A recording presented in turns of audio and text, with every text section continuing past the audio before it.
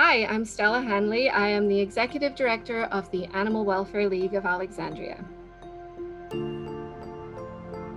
It definitely wasn't the 2020 that I expected. I was nervous for the organization. I was nervous for my staff.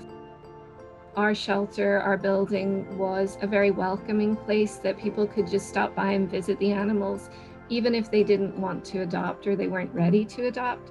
So having to lock the doors and be open by appointment only is a bit of a change. Anything that was inside the shelter, our adoptions, our volunteer program, that had to change tremendously this year. We closed down when the governor asked everybody to stay at home. We had a very skeleton crew here taking care of the animals that were in the shelter, and we sent as many animals as we possibly could to foster care. We suspended adoptions, but only for about 7 days. I asked our staff to rise to the occasion to figure out how to do adoptions virtually, and they did. After July 5th, we opened up and offered the public either virtual or in-person adoptions by appointment only. It's actually been really fun to do it this way. They did amazingly well. Good girl. My name's Rebecca, and this is Bee, and I recently adopted her from the Animal Welfare League of Alexandria.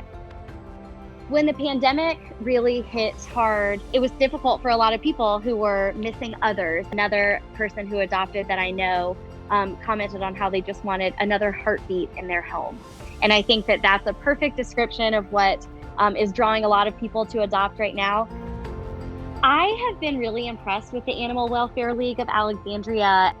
One of the neat things about the whole process was being able to do so much of it virtually. I was able to make an appointment online and then go into the shelter in a socially distanced way and meet with the different animals that were available for adoption. When we decided to move forward with adopting and joining our family, I was able to have a phone call as my adoption consultation.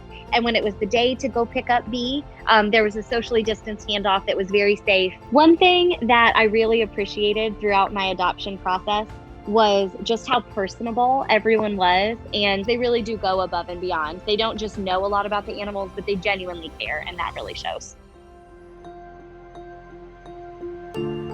Hi, I'm Joanna Fortin. I'm the Director of Community Programs at the Animal Welfare League of Alexandria. Once COVID started affecting the area, we definitely saw a huge increase in the amount of need. We saw a lot of changes for members in our community, people that were being furloughed, people that had lost employment, that were just struggling with other financial difficulties. And so we really saw an opportunity to provide some really good options. I'm sorry, he's probably going to do that 50 times. Since March, we've provided almost 10,000 pounds of food and supplies to community members in need.